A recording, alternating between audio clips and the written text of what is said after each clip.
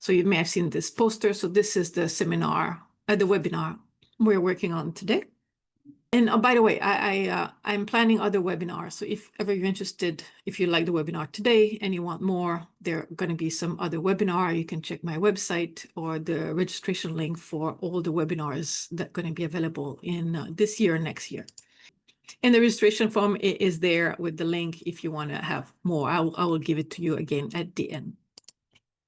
So today's topic, we're going to have like kind of 5 topics: the types of childcare facility that exists, the fees and subsidies, application process, a little comparison between Hoikuen and Youchien, in a typical day at daycare, and then again a summary. So the type of childcare facility in Japan, there are more than people expect. So there's about 6.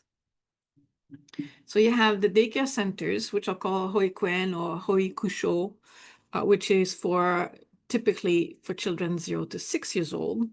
You also have kindergarten, also called Youchien, which is from 3 to 6 years old. Although since the system has been changed, some cities try to have kindergarten that starts from 2 years old. Now, there's another things is called early childhood education and care. And this one is it combines kindergarten and daycare, right? And it's again available from 0 to 6 years old. When I say 0 years old, it means it's the first year. They don't say like 10 months or anything from birth to 1 year old is 0 years old. Now, there's also a community, it doesn't work, community-based childcare. So there's other type of childcare that are not the main ones, which, for example, family-style care. So this is maybe in, actually one of my son went to that the first time we couldn't get into regular daycare. So they went to a kind of a Hoiku mama. It was like in an apartment and just a little apartment with tatami, just one room and 1 or 2 rooms and just like maybe 6 kids. And so that's another possibility, family style care, Hoiku mama. There's also small scale daycare.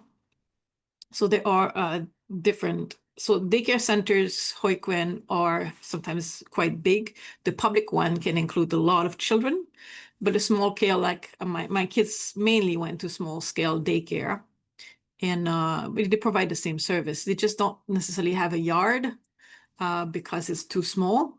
They sometimes like at the basement of a house or an apartment. And there's also employer-provided daycare. So your employer, like for example, Rakuten has some daycare facilities for their employees. But what you need to know is that people from outside the company can also apply to those. It's not restricted just to employees. Now the difference, mostly everything is, it varies per facility. So not all Hoikuen will offer from 0 to 6, but in general, Hoikuen may offer from 0 to 6 years old. But kindergarten usually offer from only 3 to 6, although some offer from 2 years old. And family style care is usually, because it's in a small space, it's usually for small children like 0 to 3 years old. But there are other options. So I think we're all nervous as parents. What if I don't get in? There are some other options for different situations. The first one is temporary care. So if a parent is going through childbirth, hospitalization, illness, or has to go out of the country, you can request temporary childcare, which is usually at the same facility. Some offer temporary care, some don't. We'll see some listing later, and you'll see when it's listed. Another possibility is part-time care. So some people will have daycare like just 2 days a week. That's also possible at some facility.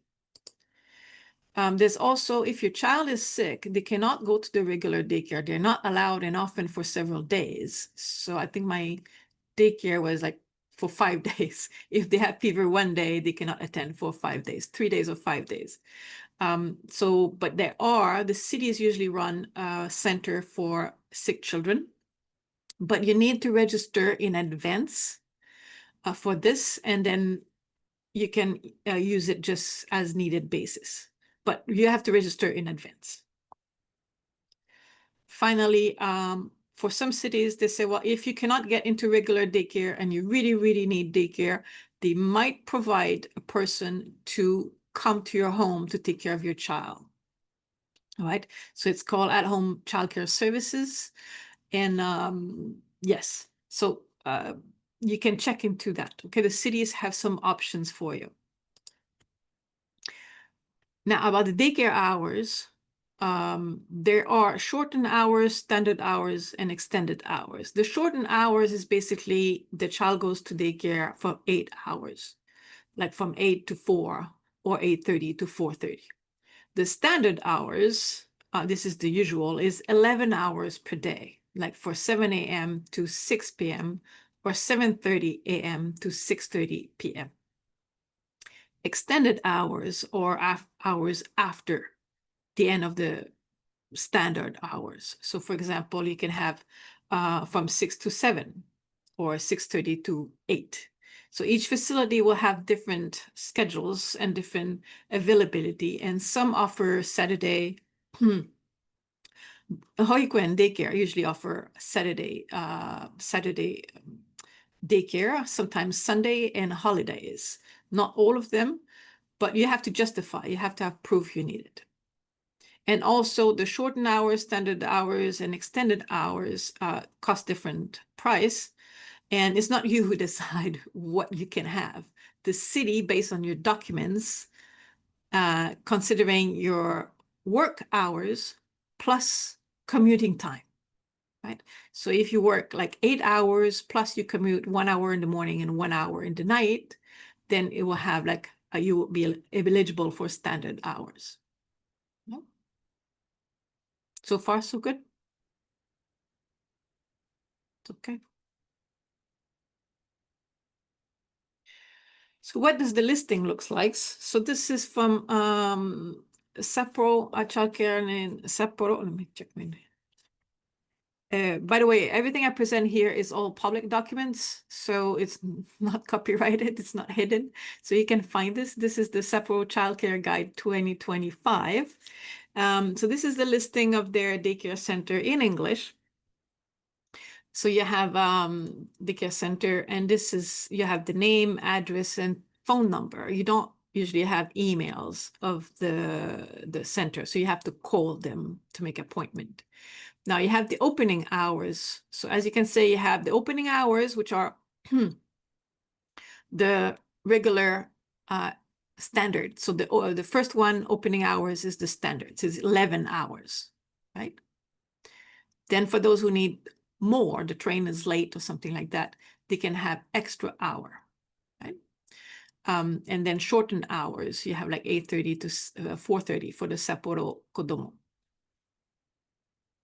Now, the age of admission. So the age of admission here, it says after maternity leave, whenever it finish, or 5 months old. So they have, each daycare have a specific age. Some won't accept your child before 1 year old or 1 year and 10 months. So they all have different ones. Here, after maternity leave, you need to know that the maternity leave in Japan after birth is 8 weeks, 2 months. So some mothers, Japanese mother, will go back to work after 2 months. And then you have, just a minute. Then you have whether or not they will accept temporary care. So I said temporary care is somebody is sick, a parent is sick, hospitalized. Childbirth, for example, you're giving birth to your second child. So the first child can go to the temporary care while you're in hospital.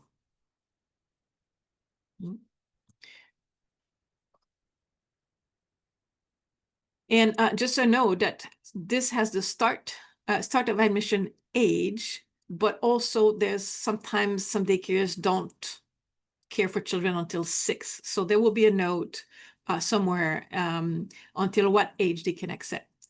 So for example, some of them here accept kids under 3 years old or under 2 years old.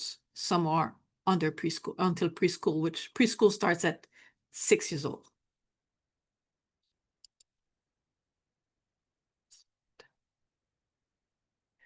Now, these are kindergarten. And the kindergarten, again, you have the name, address, phone number, and then you have some symbols. So N is for kindergarten under the new system. So there's a new system recently. And then you have what you want to look at is a G, temporary childcare. So some have temporary childcare, some don't.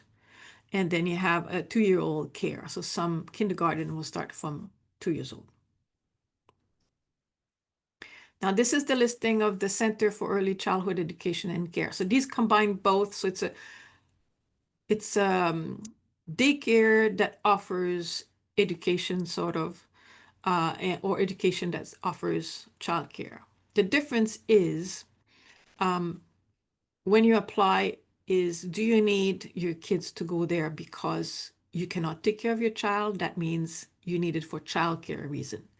Or you just want the kids to, start kindergarten and start education. Now, education, I wouldn't expect too much, but they might, start teaching the hiragana and katakana, which is expected that kids starting at year 6, usually it's expected that they sort of know hiragana and katakana already. So they might start on that. Now, for this, you have, again, the name, address, telephone. Then you have the opening hours. So this is more similar to the daycare because the opening hours are from, you have the 11-hour, 7 to 6 extended hour, and the shortened hours, 8 days per day, 8 hours per day, sorry. Then you have the start of admission, same thing. So it can be after maternity leave, 5 months old, 1 month old, 1 years old. Then you have temporary care. So you have type K or G. So temporary care can be kindergarten type, so you don't really need childcare, or G can be more like a general care, and but it's a limited age. And type KD. So there's all these things. It's not so. It's basically it says the facility, was it first daycare or was it first a nursery? Daycare, sorry, kindergarten. Was it meant as a kindergarten first and then they added nursery care, or it was nursery first and they added kindergarten care?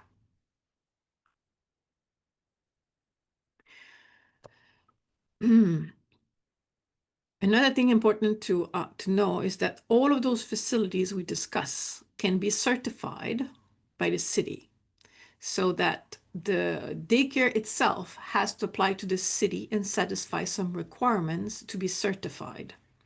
Or they can be unlicensed.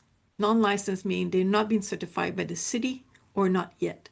Doesn't mean it's necessarily a bad daycare or a bad kindergarten. It just means that it's not certified, so it's not eligible for subsidy by the government.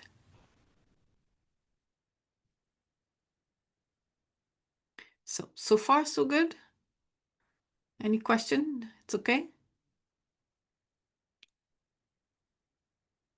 So let me see how we're doing on. So fees and subsidies. Let's go to fees and subsidies. So one thing you need to understand is that to get access to daycare, you need to complete a certification of education and childcare. So you need a certificate. You need to get a certificate. There's 3 types of certificate: type 1, type 2, type 3. So if you apply through the municipality system, you need to get the certification. So type 1 basically is that you don't really need childcare. You just want the kids to go to daycare, to a kindergarten for education purposes. So maybe one parent doesn't work. And this gives you access to the kindergarten and Center for Early Childhood Education and Care only. But this is free for all families, as long as it's a certified facility. Type 2 is also for children aged 3 to 6. But in this case, the parents possibly are both working and they really need help to care with the children. Facilities you can apply is any, and the cost is free or subsidized. Type 3 is for age 0 to 3 or 0 to 2. Admission date will be 2 years old, but they might go until 3. Again, the parents really need support, and the facility you can apply is any, except kindergarten, because kindergarten starts at 3. That's all. That's the reason. And the cost is not free. This will be based on your resident tax paid. We'll see. We'll look at it in a second. So how much would it cost? So you have to look at the child age at April 1st or April 2nd in some case. If it's 0 to 2 years old, and is the household exempt from paying resident tax? So the fees are based on how much resident tax you pay, and the residence tax is based on how much income and deduction you have. So, and you need a type 3 certificate for that one.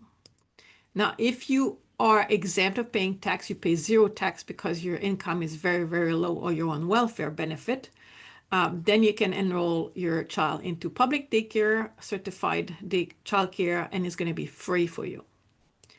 If you enroll to unlicensed daycare facility, the fees will be partly refunded. It means that they will give you money up to a certain amount. Right? Now, if you do pay taxes, then the fees will be so yeah, the fees would depend on your resident tax and other factors. For example, other factors usually for most city, if you have a second child, is cheaper, and if you have a third child going at the daycare at the same time, so you need 3 child below 6 years old, then the third child will be free. Okay? Now, if your child is from 3 to 5 years old, you can enroll into a certified kindergarten, and it's going to be free.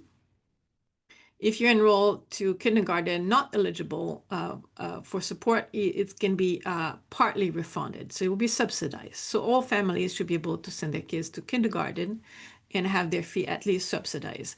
This you need a type 1 or 2 certificate to go for your child to go to these. Now, if you have a certificate type 2, you're also eligible to go to public daycare. It's going to be free again, or unlicensed daycare facility, which will be partly refunded.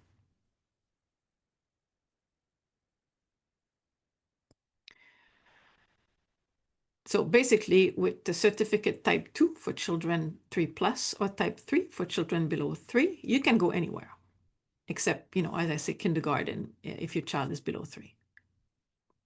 And if you have a certificate type 1, you can only apply to those 2 facilities.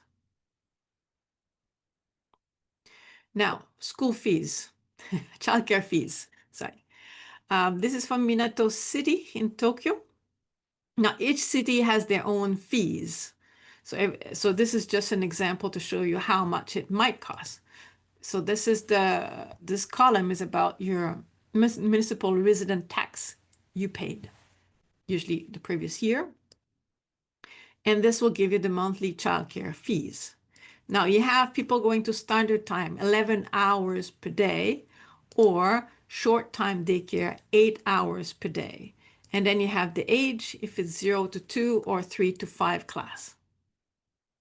And then you have the fees for extended hours.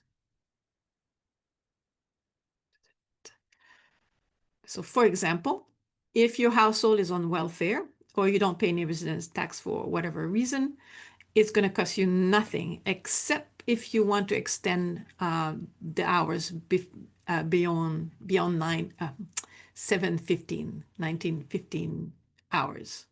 Now, if your income tax is between 97,000 yen to 119,000 yen, 99, then if you're age 0 to 2, it will cost this amount, 11,200. Class 3 to 5 is 0. If it's short-term time daycare, it will be a little cheaper. And then you have the fee for up to 7:15 and after 7:15 for extended hours. Okay. And the end of the list, this is the maximum basically. So this is the maximum fees people can pay, but means that the household paid over 1 million in tax. So that salary must be, I'm sure they can afford this. And the extended fee increase as well. And again, whether you pay the standard fee or the short-term fee depends of what is approved on your certificate. Right? Now I have another city here, Matsudo City in Chiba, as an example because they provide a little different information. So this is for approved classification group 2 or 3, and this is just the standard time, not the short time. The standard time, what they have is the childcare fees per month for below 3, and this is the second child fee below 3, going at the same daycare. So for example, if you have an income tax that's very low, this will be your depending on the institution, the facility you go to, and the second child would be almost half price. Right? So here you make a big difference. See if you have so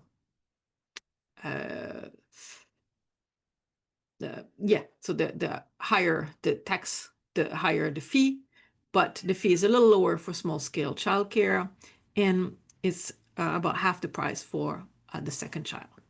Now note that for children 3 years and older, it's free, but you must pay some expenses. So the school meals are not free. You have to pay for the school meals. If there's events, you might have to pay for extra events and education material like books, papers, crayons, and extended childcare fee. You have to pay for that. So it's not exactly free from 3 years old, but it might cost like 5,000-6,000 yen per month. It's not super expensive usually. And to know the fees, the period between April and August, you see up here, is determined by the residence tax paid in the previous fiscal year, whereas from September through March, it's determined by the resident tax paid in the current fiscal year. So there's an adjustment in mid-year about the fees. Now you're getting a little confused already. So basically, for 0 to 2 years old, the fees vary per facility and per city. So it's usually based on your residence tax paid, number of children you have, other subsidies provided by the city, like Shibuya City. It's for the 3 years old, sorry.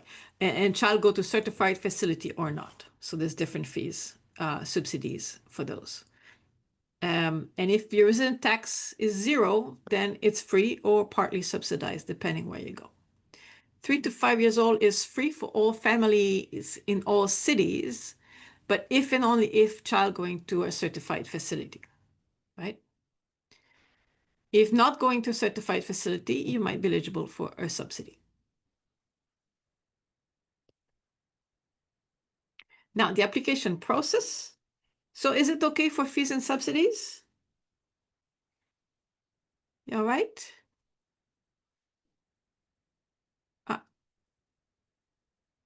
Sorry, I can't see.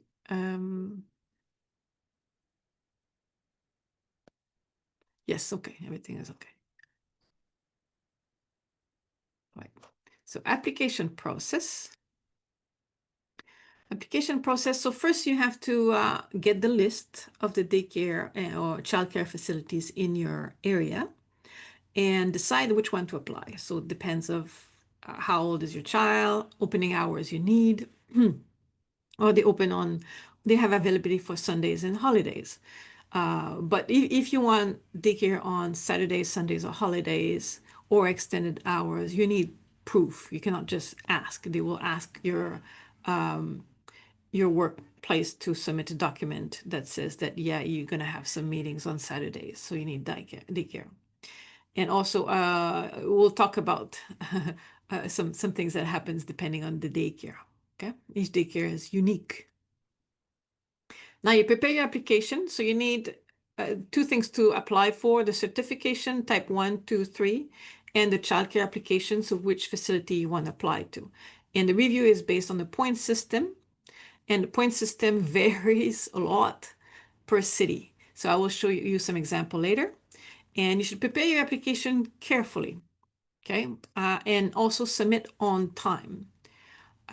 In Japan, as you may already know, if you're late, you're too late. So if it's not on time, you will be your application will be sent to the next round. So no excuse. But I understand sometimes the proof of employment, your employer doesn't give it right away. When you need it, it's okay. Submit your application, the forms, and everything you have ready, and mention that you're going to forward the proof of employment as soon as you get it. Okay. This is better than submitting everything at once, but being late. Okay. And then pray for good news. So for April entry, the deadline application is usually in the fall. That's why I'm doing this seminar, this webinar now. It's usually between October and December, the deadline. But there's usually 2 rounds of applications. So, and otherwise you can apply any time of the year, except maybe on February, March, some cities don't accept any application during that time.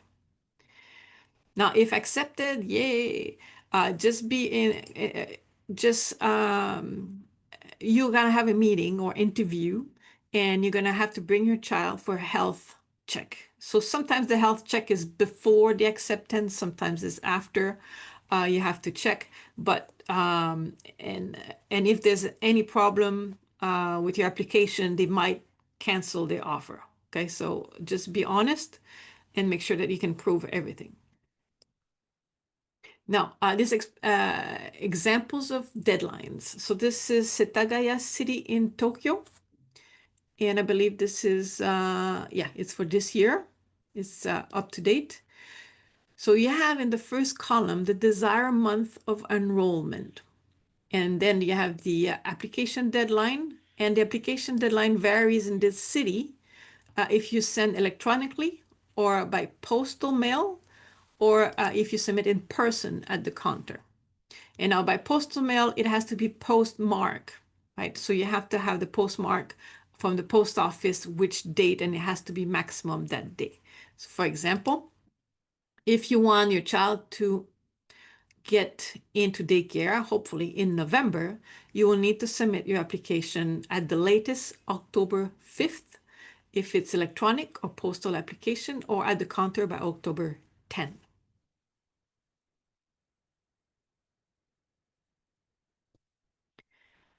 Now you can see for April application, you have first screening and second screening. So sometimes you have a first screening that happened to us. The first time we were rejected because the father of the children lost his job. So we didn't rank very high. So we were not accepted on the first round, but eventually we were accepted on the second or the round in May. So we were eventually able to get it, but we had to secure daycare at a private non-certified facility for a month. So you have so if you miss the deadline for this one, you can apply for the second screening. Here it's in January, and February if you submit at the counter, right? And February and March here at the Setagaya, you don't have any screening in February and March, so you cannot apply here, right? Now, just so you know, the application is not valid forever. You just don't apply and you wait years to get in. It's only valid usually for 1 year from the date of your application, or just for that fiscal year. At Setagaya here, if you apply, if you want to enroll your child in October 2025, for example, you had to apply between October 1st to October 31. But your application will be But the application, your application will be valid until basically the application deadline for the October entry 2026. Okay, so 1 year basically. It's okay.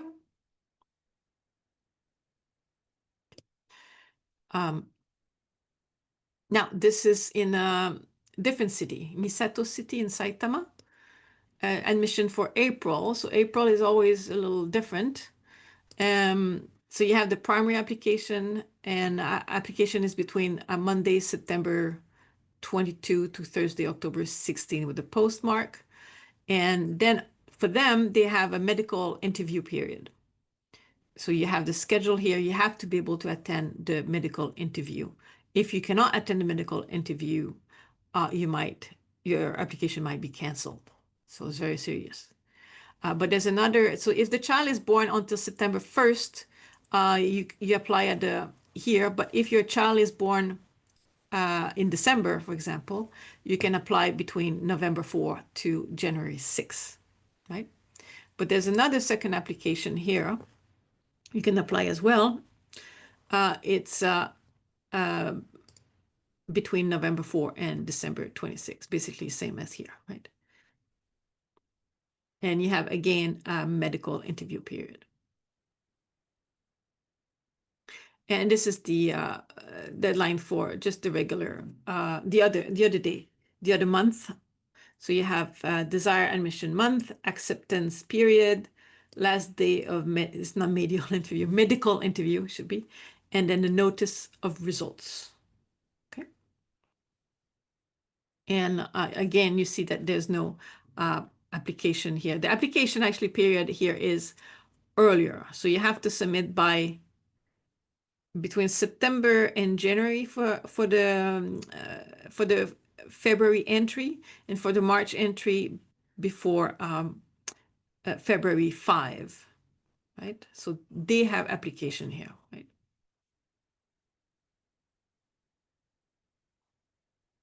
Now the point system. Oh, this is the all right. So this again varies a lot by city. Okay, so this one is actually special, but for you have points for working. How much you work will give you different points. So if you work 40 hours or longer per week, it gives you basic 40 points at that city. If you work between 35 and 40 hours per week, you get 35 points. And then if you work 20 to 25, you get 20 points, and so on, right? Now, in this city, and I haven't seen it in other cities, but for this city, the total points, so they calculate the points for each parent, but they will take the lower score of the parent with the lower score as the basis for calculation of the point. So if the father works 40 hours, you get 40 points. The mother works 35 hours plus commuting time, she get 36 points. In this case, 36 points are given to the child. It's not cumulated. And if you wonder where is the 1 point, I was wondering about that. There's 35 points for her, but there's a point for commuting time more than 30 minutes. There's an extra point here. That's why it gets 36. Okay. Now, let's look at the different word, Shibuya. In Shibuya, they don't separate the parents, they accumulate the two parents together, the points of the two parents together instead. So if, for example, the father or the mother works 8 hours a day, so 40 hours a week, you get 20 points. And also it's classified, it's available for standard daycare, 11 hours per day, right? And if the mother works 3 days a week, then the basic point will be 8, and then will be available for only short hours, so 8 hours per day. And then you have, if you seek employment, if you're seeking employment, you don't have employment, you can get points, but it's much lower than if you actually have a job. If you're divorced, for example, a parent is missing, then you get the extra 20 points because, to equalize, right? With the other people with two parents, the other household with two parents. Now, if you attend school, so if you're enrolled in a Japanese school, at least at Shibuya City, they will give you the same points as working as long as it's the same number of hours. And remember, number of hours also include commuting time. So if you have only school for 6 hours, but it takes you 2 hours to go, 2 hours to come back by commuting, you get it's equivalent to 10 hours a day, right? And this is now you might wonder if you have two people who have the same amount of points, what happens then? There are some priority order that the cities usually have. So for two cases that have the same amount of point, they will prioritize, for example, household who are depending on public assistance, or if you're a single parent household. But you have to have the same number of points first, and then they will rank you a little higher there if you're a single parent, for example. You have points for if you are trying to enroll your second child at the same facility, you have point there. Or if you're already paying for childcare, so you really, really need childcare and you're paying for childcare, they will also give you a priority because it means that you really need it, right? And also the grandparents. So if the grandparents are there to help, usually they won't, you will be lower on ranking. If they're there to help, if they are not there to help, then you rank higher. Now, the point system, basic points. So this is not an exhaustive list, but this is a general thing so that you know what you can apply for to increase your points. So there's points for employment and job searching, schooling. If a parent is disabled, if a parent is ill or hospitalized, if you're pregnant or giving birth, a parent is absent in case of divorce, or if someone is widowed. If you have to take care of a relative at home, like a grandparent is sick and you're actually taking care of the grandparent, you have more point. If you're from disaster, post-disaster, if you have been a victim of disaster, you might have priority as well there, more points. Other points, extra points you can get if you're in financial hardship somehow, you're on welfare, your first time applying also may give you extra point depending on the city.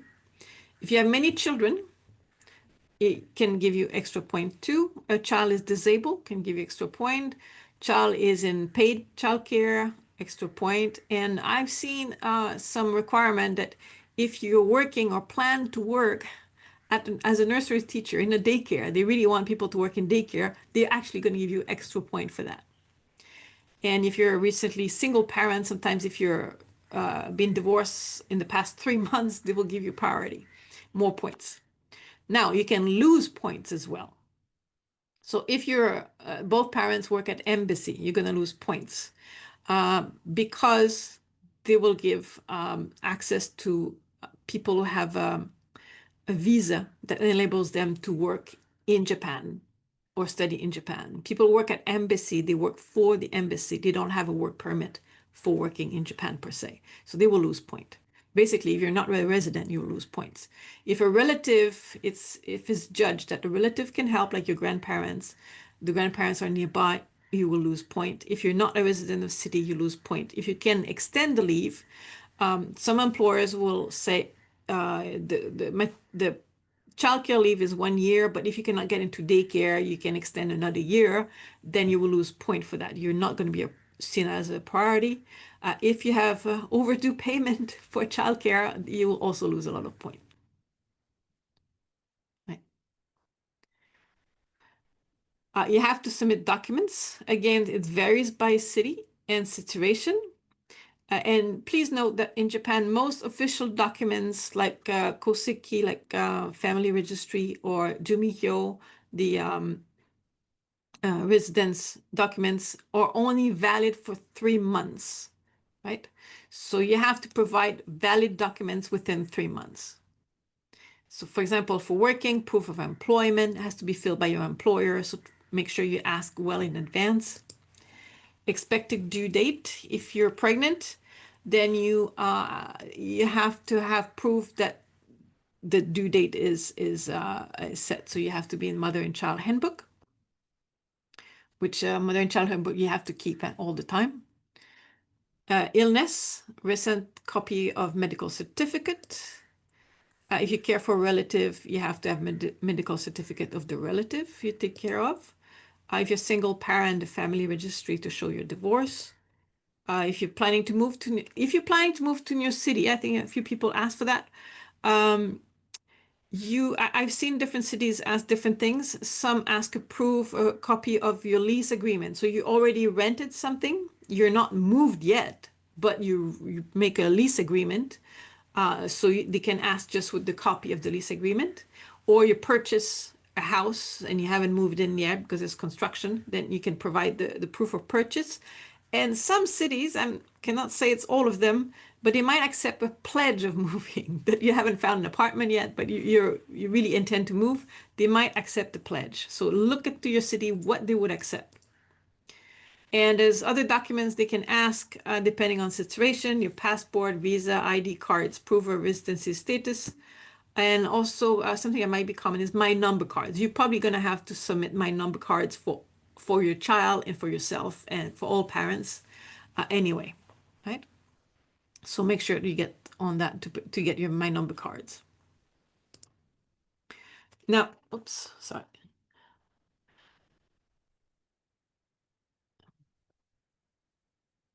Sorry, resume. Okay. So the fiscal year in Japan, why April? The fiscal year in Japan, if you don't know, starts on April 1st. All the schools, preschools, nurseries, universities, and many work contracts start on April 1st or 2nd, depending on it's on a holiday. And so that means that more people are moving, usually for work or school, in April. So there are usually more spots that become available from April. Now you can apply every year also. Once you're in the daycare, just remember that you have to provide proof that you're still working the next year to continue. So you have something probably in January, you have to provide proof that yes, I want to continue, I still have my work. And then in May, you have to submit like a proof from my employer how many hours you actually work. Right? And so I have some questions from you. So question one I had, can I apply for daycare during pregnancy before the child is born? And the answer is yes, you can apply for daycare, but as long as you have an expected date of delivery. So it's usually written in the mother-child handbook. And if so, you should apply as soon as possible. I mean, if you want to get in as soon as possible. So you can't, so you can apply before the due date is confirmed. And because there's a high risk of miscarriage, about 20 to 25%, for all women, risk of miscarriage in the first trimester, most Japanese women seems to start around 5 months to try to apply for daycare. Now, if a child is born in December 2025 and childcare leave is until child turns 1 year old, so until December 2026, when should I apply? So you have two options here. Option one, you can apply all year round. So you could wait and you could apply before the deadline for entry in December 2026. But if so, you should have a backup plan. So you should check if your employer could extend if you don't get in at that time, or have some alternative options like private daycare on license that you can send to them, right? You can get childcare. Option two, what a lot of Japanese women do, because the maternity leave technically is 2 months, the childcare leave is up to 1 year. You could apply for April entry 2026, right? And this is easier to get in because the daycare usually starts from like 5 months or 6 months. So it may be easier because, everything is empty. So if you have like a slot for 10 children in April, you have 10 children slots. But after a few months, then, it will fill up to 10. And the next year as well, if you're probably in April, the 0 years old have moved to the 1 year old. So if you want to apply in the 1 year old, it might be full already, right? But as the age goes, usually some more open. So the children for 0, there's less spots. And for 1 year old, there's usually maybe a little more. And from 3 years old, there's usually more spot because it's easier to take care of older ones than babies. So there are more spots as the kids get older, usually. Now, another question I had when moving, how to ensure the continuation of daycare for my child or children. So if you're moving within the same city, you should be able to keep the child in the same nursery until you get transferred to a closer one. So you can apply for transfer in that case instead of a new application. So it might not be convenient. We had to do that, and we had the child at the previous place and the other one at the new place. It was a nightmare, but it lasted a month, and then they really succeeded to transfer. They accept to transfer the other child at the same daycare. If you're moving to a different city or ward, then you will need to make a new application. The point system is different. The fees might be different, but you should apply as soon as possible. And so they accept application all year round, mostly, except maybe January, February. And you can ask them what they need as proof. Do you need a copy of rental agreement, or just the pledge of moving is sufficient?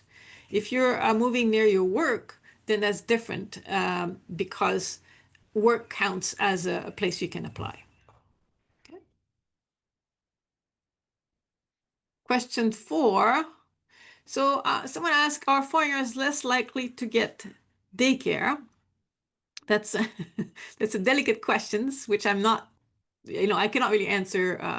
I'm not an official person from the government, but from what I read, the point system doesn't discriminate against foreigners per se. But I can imagine a lack of understanding the system and how it works, or failure to submit on time or to include all the required documents may lead to your application being canceled, or you might rank lower on the priority list, right? And also additional documents may be required for foreigners. So you have to prove that you're a resident in Japan, that you have the right to work or to study here. So as I said before, people working at embassies are not usually, they will deduct points. They're eligible to apply, but they will be ranked lower. And there's also the language barrier. So some cities will have extra points they can give depending on the person's situation. So it's a good idea to go there and talk to them and explain the urgency of your situation. But if you have a language barrier and you cannot explain your situation very well, then you may not get those extra points. So it's important to try to talk with them and find a way to discuss. And partly that's why I'm doing this webinar for you today, is to help you understand all your potential options to optimize your chance and to be like, have a fair chance, the same as Japanese people, to get into daycare. I don't have that much left, I think. So Hoikuen and Youchien, well, we talk about it quite a bit. So the age is different. The fees are free for kids 3+ in both places. The type of certificate you need to be eligible, type 2, type 3 for daycare, but type 1, 2, 3 for kindergarten. Also, daycare has lower expectation in terms of parents' involvement because they expect that while you're working and you're busy. That's why you need daycare. Whereas kindergarten is usually for education, and I don't know why they expect that parents have more time. So mostly, I think every parent has to do something, to be on some sort of committee, like in primary school is the same too. And then they have more flexible availability for care, like extended hours and holiday care. Kindergarten may not have those options. And the availability is more limited to daycare, whereas for kindergarten, because the kids are older, 3 to 6, they usually have more space. It's less competitive. Now, a typical day at daycare, So what does it look like when you go to daycare? You have so you have to arrive at daycare. Usually you have a set time, so don't be late. They won't be happy if you're late. So you usually have maybe a half an hour. You have to drop your kids during that time because as soon as you arrive, almost as soon as you arrive, they prepare the kids, prepare their hats, set them up to go out in the morning. So in the morning, they go usually to a park because a lot of daycare don't have a yard. So they bring the kids for a little walk, and it's very cute. And they play at the park for maybe an hour, then they walk back. And then they eat lunch from 11:30 to 12:30. Then they will have a nap from 1 to 3. And then 3 and later they will play until you pick them up. They might have a snack if they are late, so they will have a little extra snack, right? And then the same thing the next day. Now, one thing I want to say is that, try not to pick up your kids between 1 and 3 or ask them what's the nap time because they won't be happy if you disturb the nap time because it might, sometimes there's a ring, wakes up all the kids. And so it's very disturbing. If you need to pick up your kid because you have a doctor appointment or something, it's fine. Just tell them in advance so they will prepare your kids separately, ready at the door for when you arrive, right? So what to expect at daycare?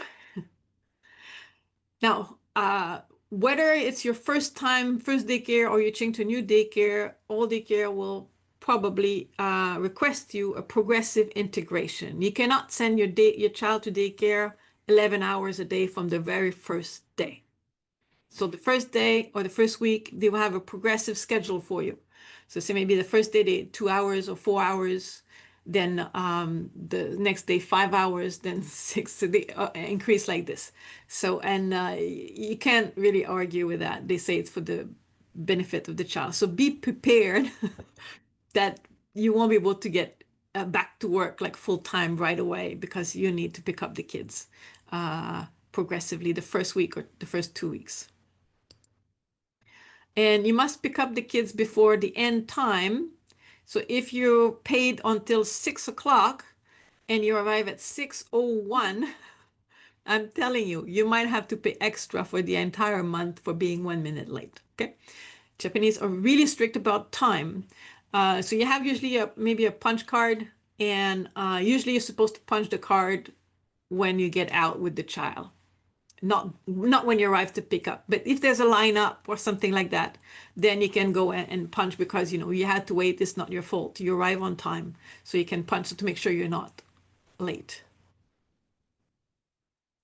There's going to be organized events. Undokai is a typical thing. It's a sports day for nursery, kindergarten, schools.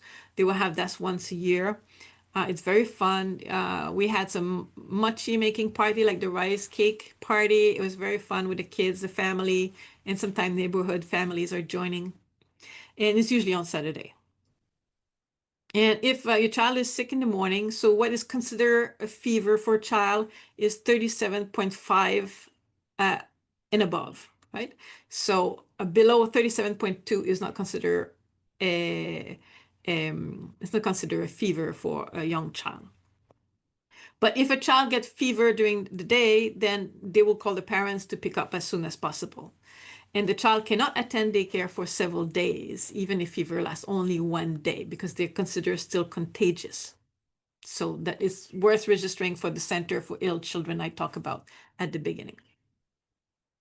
And expect a zillion of things to provide for daycare: bum wipes, diapers, diaper, garbage bag, blanket or blanket cover, a child futon cover, towel for summer, like a kind of a summer blanket. It's a nice towel.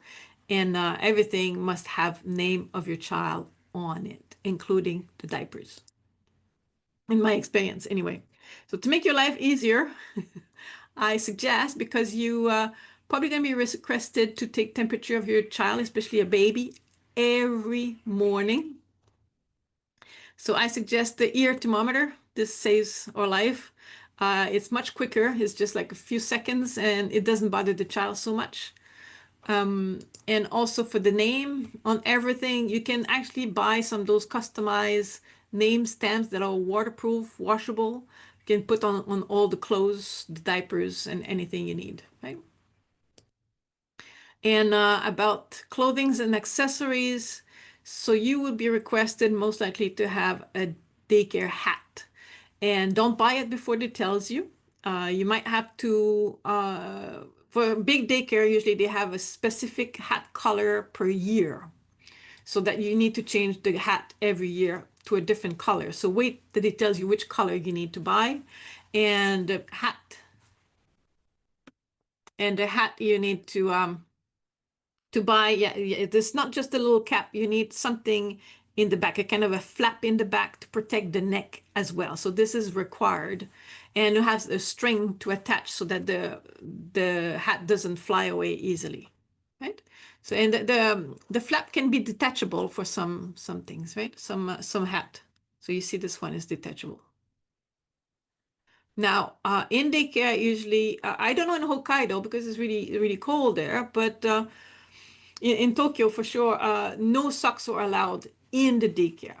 It's usually hardwood floor or tatami floor. And because they say, well, if there's socks, they might slip and hurt themselves. So no socks inside. And kids are usually really hot, so they're fine.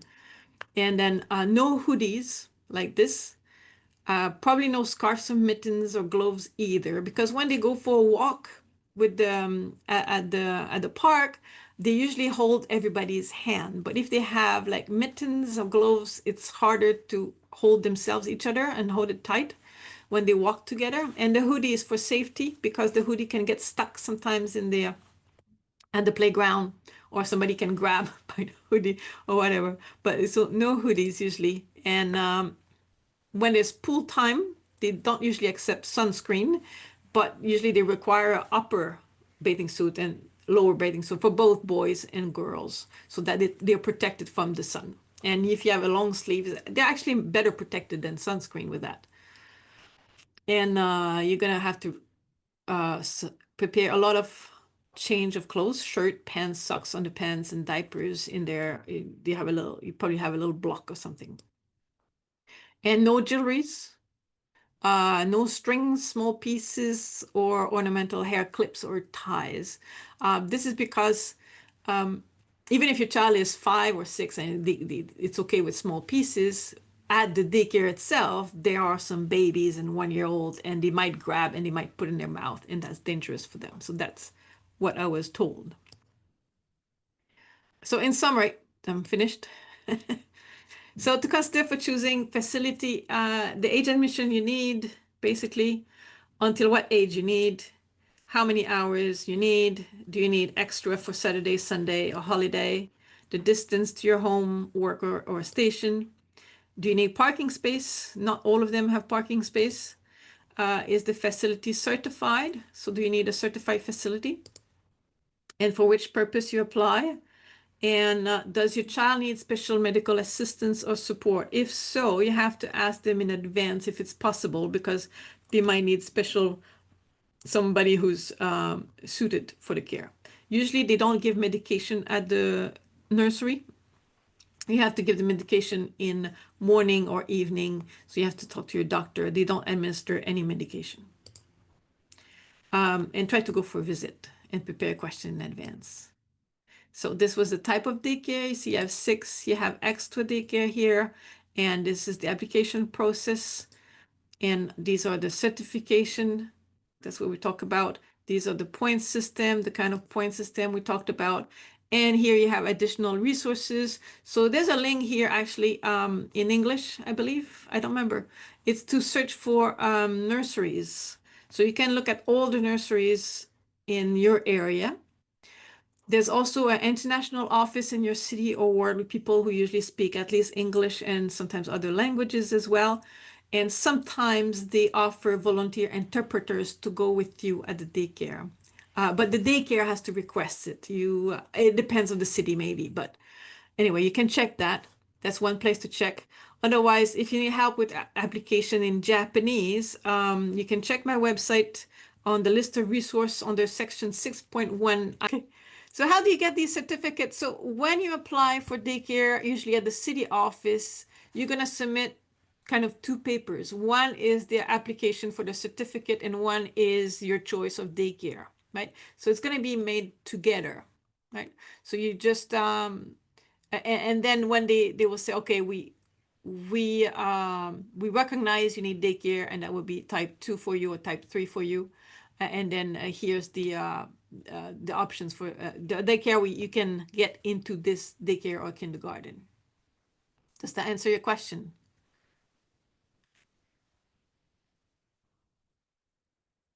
Yes. Any other question?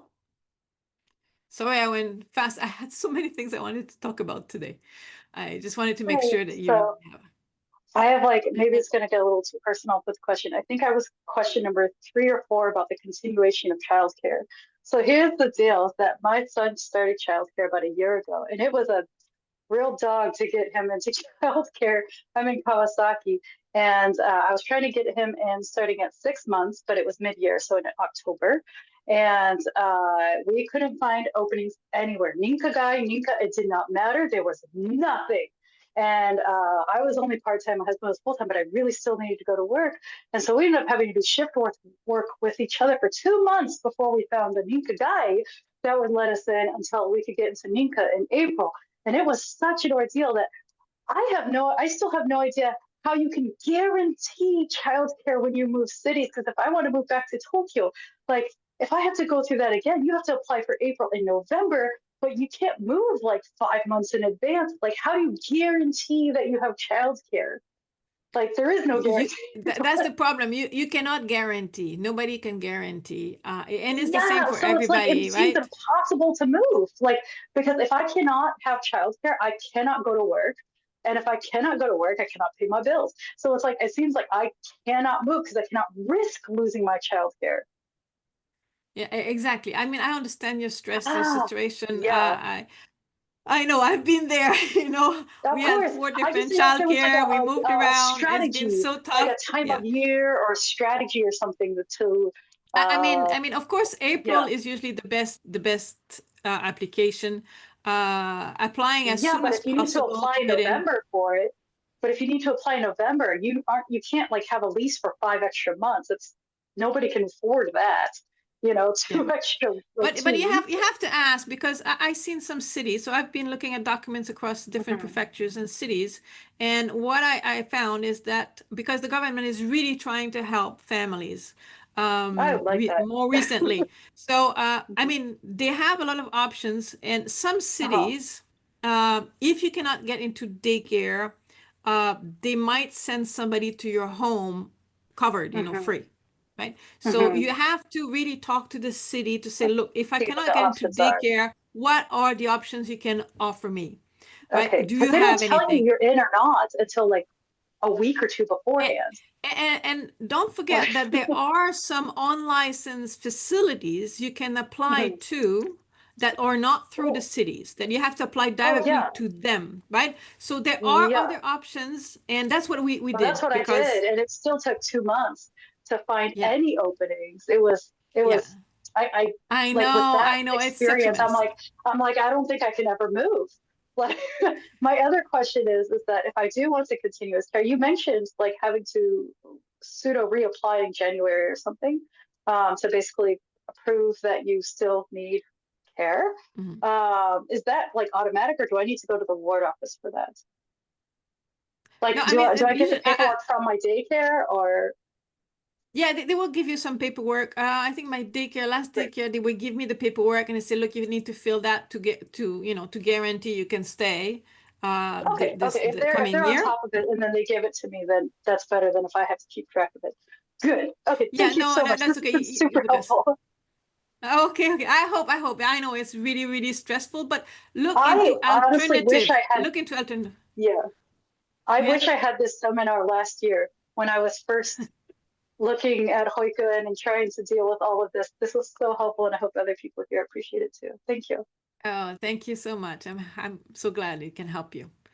I had another questions written here. Is the tuition fee for daycare based on the residence tax for both parents? It's the household uh, um, residence taxes per household. So yes, it includes both parents. I assume. Okay, I don't think, yeah.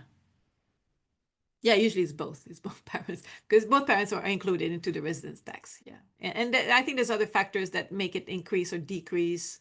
I'm not expert on taxes, but I believe yes, it's based on both parents' income. Any other questions? I hope I didn't miss any questions in the chat.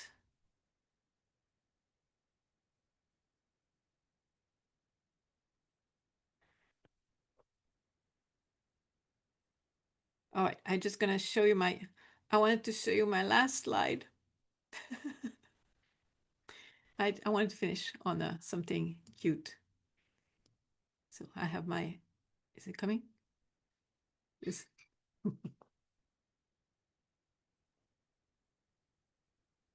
So that's it. That was my thank you slide for you with my son laugh.